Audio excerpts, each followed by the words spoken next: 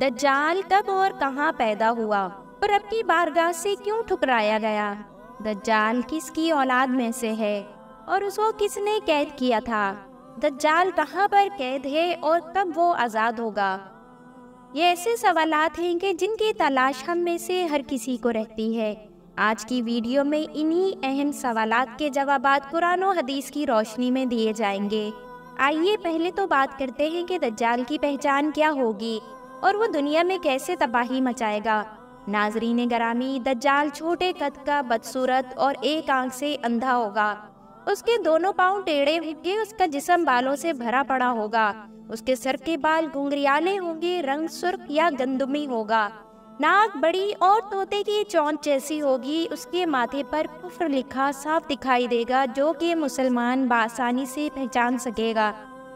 وہ جب زمین پر نمودار ہوگا تو لوگوں کو بڑا پرہیزگار دکھائی دے گا، پر اندر سے کافروں کی طرح ظالم ہوگا۔ جب اس کے پیروکار کافی ہو جائیں گے تو وہ خدا ہونے کا دعویٰ کرے گا۔ وہ بہت بڑی سواری پر سوار ہو کر گردش کرے گا جس کی دونوں آنکھوں کے درمیان لمبائی تقریباً 40 گز کے قریب ہوگی۔ وہ جھوٹا فریبی قسم کا انسان ہوگا، اس کے بے تحاشا دولت خزانے ہوں گے، وہ بے شمار نہروں پر قابض ہوگا، اس کی اجازت کے بغیر کوئی بھی شخص اس کے دولت خزانوں یا نہروں سے پانی نہیں پی سکے گا۔ وہ اپنے آپ کو خدا کہے گا، جو قومیں اس کے پیروکار ہوں گی اس قوموں پر بارش برسائے گا تاکہ وہاں اناج اگ سکے اور وہ قومیں خوشحال ہو سکیں۔ جو قوم اس کو ٹھکرائے گی اس کو قتل کروانے کی کوشش کرے گا۔ وہ لوگوں کو کہے گا کہ اگر میں آپ کے باپ دادا کو زندہ کر دوں تو آپ مجھے خدا مانو گے؟ لوگ اس کی بات پر ہاں کہیں گے تو دجال کے شیطان دوست اس کے آباء و اجداد کی شکلیں لے کر پیش ہوں گے۔ اس طرح کافی لوگ اپنی ایمان سے ہاتھ دھو بیٹھیں گے۔ اس طرح کی تسلیاں دے کر وہ لوگوں کو اپنا پیروکار بنانے کی کوشش کرتا رہے گا۔ دجال کی رفتار بجلی سے بھی زیادہ تیز ہوگی، وہ دنیا کے ہر کونے میں گردش کرے گا۔ تمام دنیا کے کافر اور اسرائیلی اس کی حمایت کریں گے۔ وہ مسلمانوں کو گمراہ کرنے کی ہر جگہ کوشش کرے گا، پر وہ ہر جگہ ذلیل و خوار ہی ہوگا۔ وہ مکہ مکرمہ میں داخل ہونے کی کوشش کرے گا، پر اس کو وہاں مکہ میں داخل نہ ہونے دیا جائے گا۔ آخر کار وہ مکہ میں ذلیل و خوار ہو کر مدینہ کی طرف رخ کرے گا۔ اس وقت مدینہ منورہ کے 7 دروازے ہوں گے، ہر دروازے پر اللہ تعالیٰ کی طرف سے ایک فرشتہ مقرر کر دیا جائے گا جو دجال کو مدینے میں گھسنے نہیں دے گا۔ وہ اپنی ہر کوشش کے باوجود ناکام ہو جائے گا۔ ان دنوں مدینہ منورہ میں 3 بار زلزلہ آئے گا، بہت سارے لوگ مدینہ سے نکل کر باہر کی طرف جائیں گے، دجال ان سب کو ختم کر دے گا، پر ان میں سے ایک بزرگ بچ جائے گا، وہ دجال کے لشکر میں داخل ہو جائے گا۔ دجالی لوگوں کو اس کی باتوں پر شک ہوگا کہ ایک شخص ہمارے آقا کو ختم کرنا چاہتا ہے، تو وہ ان کو پکڑ دجال کے دربار میں لے آئیں گے۔ جب اس بندے کو دجال کے پاس لے جایا جائے گا تو وہ دجال کو دیکھتے ہی شور شرابہ کرنا شروع کر دے گا کہ تو ہی وہ بدبخت دجال ہے جس کا ہمارے آقا نے ذکر کیا تھا۔ دجال یہ الفاظ سنتے ہی غصے سے لال پیلا ہو جائے گا۔ دجال کے حکم دینے پر اس شخص کے جسم کے 2 ٹکڑے کر دیے جائیں گے۔ دجال اس کے جسم کے ٹکڑے دیکھ کر اپنے پیروکاروں سے کہے گا کہ اگر میں اس کو دوبارہ زندہ کر دوں تو تم سب مجھے خدا مان لو گے؟ سب یکجا ہو کر کہتے ہم تو آپ کو پہلے ہی خدا مانتے ہیں، اگر اس کو دوبارہ زندہ کر دو گے تو ہمارا یقین پختہ ہو جائے گا۔ جب وہ اس کو دوبارہ زندہ کر دے گا تو حکم خدا بندی سے وہ زندہ ہو کر بولے گا اب تو مجھے پکا یقین ہو گیا ہے کہ تو ہی دجال ہے جو خدا بننے کا جھوٹا دعویٰ کر رہا ہے۔ اس پر دجال اس کو پھر قتل کرنے کی کوشش کرے گا، پر اس بار وہ اس کو ختم کرنے میں ناکام ہو جائے گا۔ وہ شرم کے مارے اس کو آگ میں پھینکنے کا حکم دے گا۔ جب اس کو آگ میں پھینکا جائے گا تو آگ اللہ کے حکم سے ٹھنڈی ہو جائے گی، پھر وہ شام کی طرف روانہ ہوگا۔ وہاں دمشق میں حضرت امام مہدی بھی آ چکے ہوں گے۔ دجال دنیا میں 40 دن رہے گا۔ جب حضرت امام مہدی کو خبر ہوگی کہ دجال بھی ادھر کا رخ کر رہا ہے تو امام مہدی ایک بہت بڑی فوج دجال کا مقابلہ کرنے کے لیے تیار کریں گے۔ دجال کی مالی حالات اور فوج بہت بہتر ہوگی، وہ اپنی دنیاوی طاقت کی وجہ سے بہت آگے ہوگا، پر لوگوں کو یقین ہو چکا ہوگا کہ یہ وہی دجال ہے جس کا ذکر نبی آخر الزمان نے کیا تھا۔ امام مہدی دجال سے لڑنے کے لیے دمشق میں مسلمانوں کو اکٹھا کریں گے دمشق کو ہیڈ کوارٹر کے طور پر جانا جائے گا۔ امیر مہدی علیہ السلام ایک نماز کی امامت کروانے کے لیے امام کی جگہ کی طرف جائیں گے۔ اسی وقت حضرت عیسیٰ علیہ السلام نازل ہوں گے۔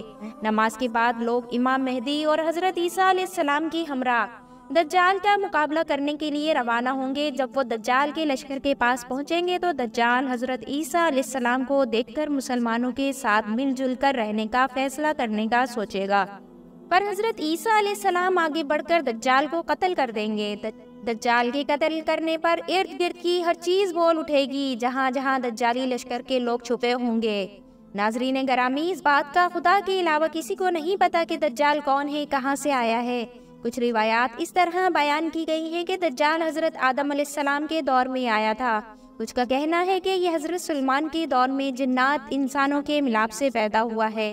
ان کے آباء و اجداد کو تو وہاں ہی ختم کر دیا تھا اور دجال کو وہاں قید خانے میں بند کر دیا گیا تھا۔ یہ بھی وہاں ہی موجود ہے۔ اس کے ساتھی شیطان کو ہر خبر سے باخبر رکھتے ہیں۔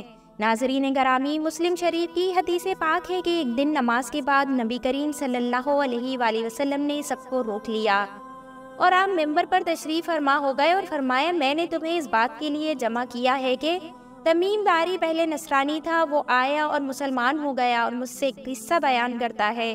میں اس سے خوش ہوا، میں چاہتا ہوں کہ تم سے بیان کروں جس سے تم کو میرے اس بیان کی تصدیق ہو جائے گی جو میں نے کبھی دجال کے متعلق تمہارے سامنے ذکر کیا تھا۔ وہ کہتا ہے کہ ایک بڑی کشتی میں سوار ہوا جس پر سمندروں میں سفر کیا جاتا ہے، اس کے ساتھ قبیلہ الخم اور جزام کے 30 آدمی اور تھے۔ سمندروں کا طوفان ایک ماہ تک ان کا تماشا کرتا رہا۔ آخر مغربی جانب ان کو ایک جزیرہ نظر آیا جس کو دیکھ کر وہ بہت مسرور ہوئے اور چھوٹی کشتیوں میں بیٹھ کر اس جزیرے پر اتر گئے۔ ہم نے وہاں ایک گرجا دیکھا جس میں سے ایک آدمی کی آواز آ رہی تھی۔ ہم لپک کر گرجے میں پہنچے تو ہم نے ایک بڑا قوی ہیکل شخص دیکھا کہ اس سے قبل ہم نے ویسا کوئی شخص نہیں دیکھا تھا۔ اس کے ہاتھ گردن سے ملا کر اور اس کے پیر گھٹنوں سے لے کر ٹخنوں تک لوہے کی زنجیروں میں نہایت مضبوطی سے جکڑے ہوئے تھے۔ ہم نے کہا، تیرا ناس ہو، تو کون ہے؟ وہ بولا، پہلے تو تم بتاؤ تم کون ہو؟ ہم نے کہا، ہم عرب کے باشندے ہیں۔ اس نے کہا، مجھے یہ بتاؤ کہ بیسان شام میں ایک بستی کا نام ہے کہ کھجوروں میں پھل آتا ہے یا نہیں؟ ہم نے کہا، ہاں آتا ہے۔ اس نے کہا، وہ وقت قریب ہے جب اس میں پھل نہ آئے گا۔ پھر اس نے پوچھا، اچھا بحریہ تبریہ کے متعلق بتاؤ، اس میں پانی ہے یا نہیں؟ ہم نے کہا، بہت ہے۔ اس نے کہا، وہ زمانہ قریب ہے جب اس میں پانی نہ رہے گا۔ پھر اس نے پوچھا، اچھا زغر شام میں ایک بستی کا نام ہے کہ چشمے کے متعلق بتاؤ اس میں پانی ہے یا نہیں، اور اس بستی والے اپنے کھیتوں کو اس کا پانی دیتے ہیں یا نہیں؟ ہم نے کہا، اس میں بھی پانی بہت ہے اور بستی والے اسی کے پانی سے اپنے کھیتوں کو سیراب کرتے ہیں۔ پر اس نے کہا، اچھا نبی الامین کا کچھ حال بتاؤ۔ ہم نے کہا، وہ مکہ سے ہجرت کر کے مدینہ تشریف لے آئے ہیں۔ اس نے پوچھا، کیا عرب کے لوگوں نے ان کے ساتھ جنگ کی ہے؟ ہم نے کہا، ہاں۔ اس نے پوچھا، اچھا پھر کیا نتیجہ رہا؟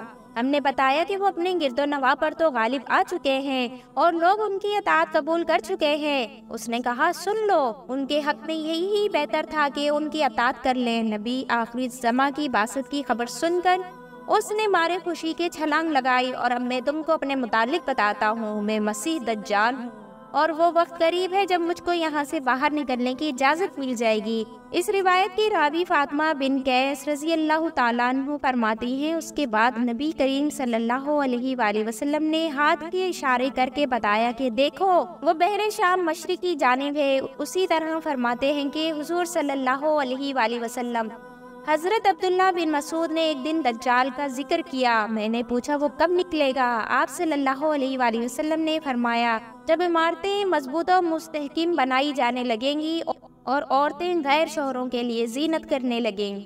میں نے کہا، جب ایسا ہو جائے گا تو پھر کب نکلے گا؟ فرمایا، جب تجارت کرنے والے جھوٹ بولنے لگے اور لوگ زنا وغیرہ گناہ کرنے لگے۔ میں نے پوچھا، جب ایسا ہوگا تو کب نکلے گا؟ ارشاد فرمایا، جب میری امت نیند کے بجائے شراب کو حلال سمجھنے لگے اور سود کو خرید و فروخت کے بدلے اور زنا کو نکاح کے بدلے حلال سمجھنے لگے، اس وقت دجال کا خروج ہوگا۔ امام زرقانی لکھتے ہیں کہ دجال ایک ایسا فتنہ ہے کہ جسے اللہ پاک نے تب پیدا فرمایا تھا کہ جب حضرت آدم علیہ السلام جنت سے نکالے گئے تھے۔ ناظرین گرامی، نبی کریم صلی اللہ علیہ وآلہ وسلم نے فرمایا کہ جس نے سورہ کہف کی ابتدائی 10 آیات حفظ کر کے ان کا ورد کرتا رہا تو وہ دجال کے فتنے سے محفوظ رہے گا۔ اللہ تعالیٰ سے دعا ہے کہ اللہ ہمیں اپنے نیک بندوں میں شامل کریں۔